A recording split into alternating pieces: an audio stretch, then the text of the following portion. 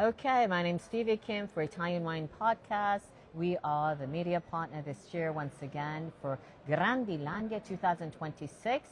And our first international guest of today is Deborah Parker Wong, who I've met in the very beginning of my wine career.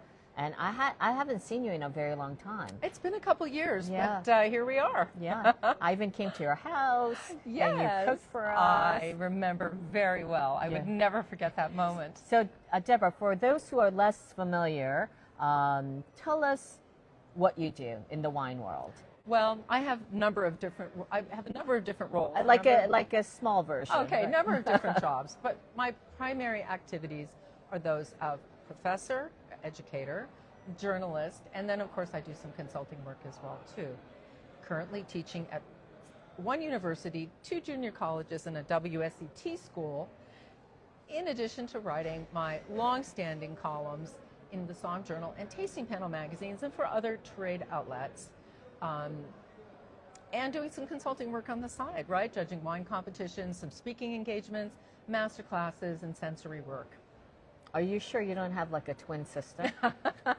I like to stay busy. We type A people. You sound super busy. I am busy. What is your primary job right now? Well, I had to develop an infographic to communicate my role, particularly for the PR people, so they could see how I spend my time. But about 75% of my time is spent teaching. Okay. So where are you teaching? Tell us a little bit about that. Who are you teaching to? What are you teaching? Where are you teaching? Okay. Well, the quick breakdown and the most exciting cohort that I'm teaching right now is the Gen Z cohort I have. Gen Z is 21 to 28-year-old novice wine students at San Jose State University, which is the #4 public business school in the country. These classes, these sections are over-enrolled with students who are wine curious. Wow. So how many students? Well, total, I have about 500 students this semester alone. Holy crap. Yeah, well, when you love what you do what you love, right? So we really need to talk to you about Gen Zs and how they're approaching. So you were saying most of these students it's their first approach to wine studies, in a way? Absolutely. Well, these students have just turned 21, which is the age little. in California that you can actually begin buying alcohol. Oh, okay. You've probably been drinking it before then, but at any rate. Students are enrolling in 18 weeks in a semester-long class with me who say that they have never tasted wine or they don't like wine, yet they're signing up for 18 weeks How many hours? of wine immersion. Well, the classes are actually rather long. They're close to 3 hours every week, so Wow. once a week for 3 hours. So I really do need to keep them. There's edutainment happening, I can tell you that. But the primary thing is that making sure these students find a gateway wine, a wine they like, and approaching them with the concept of enjoyment, which is very, very different from the trade education model. But they still have to learn the grape. They will know Nebbiolo. They will know Piedmont. But they will drink Brichetto. So there you go. So how do you go about, you have 18 lessons, right?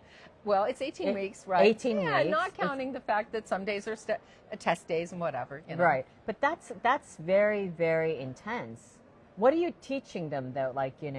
What are you, not to understand your lesson plans exactly. How do you start? Okay, how do I approach? Yes. Well, we start at the beginning, Stevie. We start with how our bodies work, sensory physiology, yay, olfaction, gustation, teaching them how transduction works, how do volatile aroma compounds become electrochemical signals that we process as aroma and taste. Okay, well, once they learn that, hey, we have a superpower. I actually can smell things, a lot of things, and I actually can describe it. And then teaching them the Wine and Spirit Education Trust systematic approach to tasting. So you incorporate WSET. Oh, WSET, I'm a diploma, of course, is the foundation of my curricula. But hang on a minute, there's a twist. I've done a research study to prove that the systematic approach to tasting is the preferred training method for this cohort. Because when I started with these students, I wanted to make sure that I could use the training method I like, the rubric lexicon method. They love it. They've chosen it over other methods that include gamification and AI.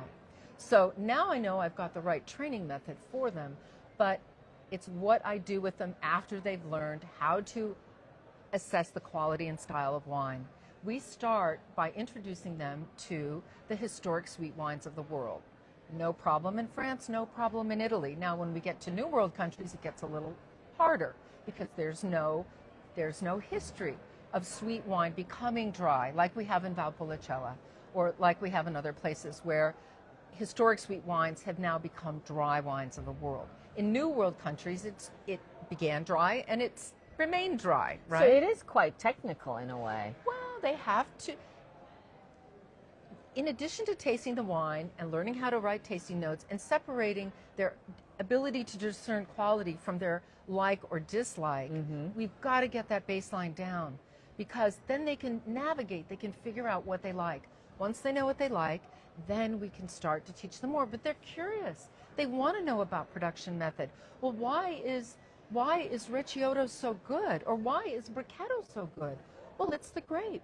It's the production method. They want to learn these things. They want authenticity and transparency.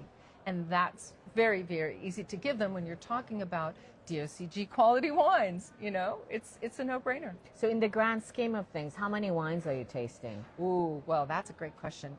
If you think about the fact we taste 3 wines per class, multiply that by 16, you know, it's a pretty good cross-section of wines, right? So yeah, about 50 wines. Yeah. Okay. Just under. And how many are in the classroom? Well, typically. Yeah, these classes for wine classes, they're large. I have 55 students. Oh, how do you manage that? Well, I have a great setup in my classroom. You know, students do their own housekeeping. They get their glass, their spit cup, their napkin, their whatever. They set up for themselves. I have dishwashers, you know, industrial dishwashers in my classroom so I can do glassware. Anyhow, logistics are not a problem, but the students are interacting during class. They are taking their SAT notes in a tasting program called Tasty AI that was developed by 2 Frenchmen. And what it does is once they put their SAT note in, we get a cumulative infographic, a sensory wheel that shows the students a visual of their collective tasting note, right? Because with the systematic approach to tasting, we're seeking consensus. We're seeking calibration with me. And so when the students see that visual represents what they experience, there's this connection that's phenomenal. And they can see, oh, yes, that's the wine. That's the wine I tasted. That's exactly how I described it or what we agreed this wine is. And it's just become very, very interactive, which keeps things dynamic and fresh in the classroom. But would it be safe to say that by the time they finish the 18 lessons, circa 50 hours wine appreciation, their wine knowledge is equivalent to perhaps WSET level 2? There you go. Well, I do have a WCT school. I'm an approved program provider, and all of my students come directly from my junior college and university classes.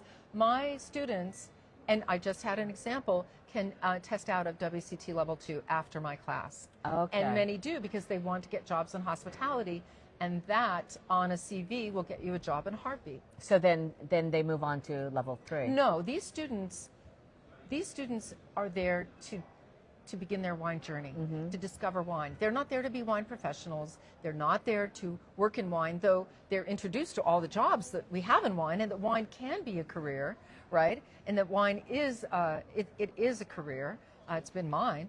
But they largely go on. They're from all disciplines at the school. We have engineers, we have physicists, we have mathematicians, we have musicians. I have students from every discipline at the school. Only a few from hospitality and tourism. So like after your class, right? How many of them in percentage continue into a wine career? Well, that research hasn't been done yet. Right. But the research that I do have, which is exciting, is that at the end of 18 weeks, 85% of the students have found a gateway wine. They like wine. They are wine likers, bona fide. And that number has been very consistent every semester. 85% are wine likers, and that's the goal. So we're killing it. You know, I feel like you have the holy grail to the Gen Z, speaking to you just now.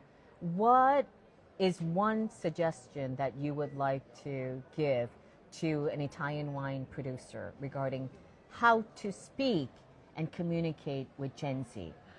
Well, if you're a maker of dry wine, please introduce them to your neighbor who makes some wine that has residual sugar. Aha. Because that wine... So sugar. Well, but we're talking about authentic wine. Wine made from a grape, from a place with intention, quality fine wine. But it's not just sugar, it's enjoyment.